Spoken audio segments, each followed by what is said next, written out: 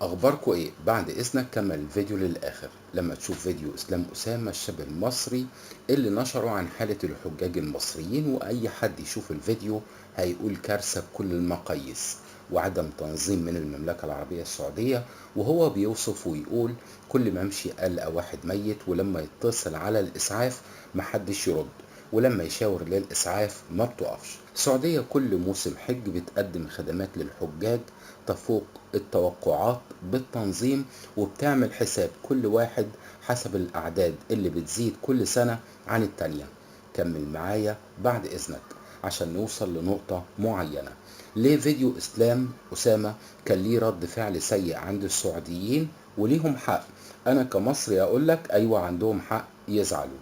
هل تعلم ان هناك مؤامرات بتحصل كل سنة عشان يضربوا السعودية ومفيش فرصة اكبر من موسم الحج؟ ما سألتش نفسك ليه السعودية نزلت قوات خاصة بكميات كبيرة جدا؟ بلاش سطحية وافهموا الدنيا فيها ايه دلوقتي حواليه. لما حضرتك تحجز قاعة فرح ل1000 مدعو وتفاجأ ان المدعوين 3000، ايه اللي هيحصل؟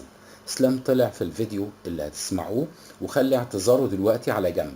بيتكلم اسلام اسامه انه طلع بتاشيره سياحيه، ولما بنقول اسلام طلع بتاشيره سياحيه او دعوه لزياره الاهل نقصد كل واحد من اي جنسيه مش مسجل لتاديه فريضه الحج، ومع الاسف كانوا غالبيتهم مصريين، يعني مش معمول حسابهم في الخدمات اللي بتقدمها السعوديه في موسم الحج من مبيت ومواصلات واكل وشرب وخلافه. ومحدش يقدر ينكر تفاني المسؤولين عن الحجاج عشان حضرتك تتمتع بمناسك الحج. ما بين كل مخيم متواجدة عربيات الإسعاف وجميع الخدمات، لأن هم عاملين حصر بالأعداد، وده اللي قاله إسلام في الفيديو اللي هتسمعوه. بيقول كمان إن شركات السياحة هي السبب. تعال لاعتذار إسلام أسامة. أحيانا حسن النية بيكلف الإنسان، لأن في ناس من الكارهين للسعودية ومصر عايزينها تخرب.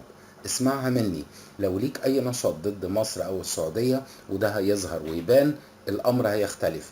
اما مناشدتك للملك سلمان وولي العهد الامير محمد بن سلمان ومناشدتك للرئيس المصري عبد الفتاح السيسي، اتمنى لو توفرت حسن النية ان موضوعك يخلص ويكون درس اتعلمت منه الوعي، خصوصا ان انت راجل متعلم وربنا يشفي. نسمع اسلام اسامه. مريض عندي كانسر، فانا جيت بتاشيره سياحيه. الحجاج النظاميين كان ليهم خدماتهم تمام، وربنا يا رب يعين قوات السعوديه ويعين الملك سلمان والامير محمد بن سلمان قايمين بالدور على اكمل وجه، وربنا يعينهم على اداء هذه المهمه الصعبه يعني. ولكن الغير النظاميين، انا لما اتحاسبنت في الفيديو اتحاسبنت على الناس اللي طلعت الناس الكبيره في السن، اللي طلعت الناس دي ما فهمهمش ان هم غير نظاميين. بين كل مخيم والتاني عربيه اسعاف وشرطه والناس بتهوي على الناس وكل الكلام ده. لكن الغير نظاميين هم كانوا محطوطين وسط الخيم وعلى الارض وعلى الشجر وعلى هذه الاشياء، فما كانش فيهم بعض الخدمات. فانا لما عملت الفيديو بتحاسبن على الناس اللي زعموا ان هم شركات وبيطلعوا الناس الحج. ما طلعوش شركات، طلع حج بدون تصريح، واحنا اتمرمطنا بسبب الشركات دي. مش بتكلم عن السعوديين خالص. السعوديين انا جيت هنا 3 مرات، كل الاحترام والتقدير ليهم وعلى دماغي من فوق.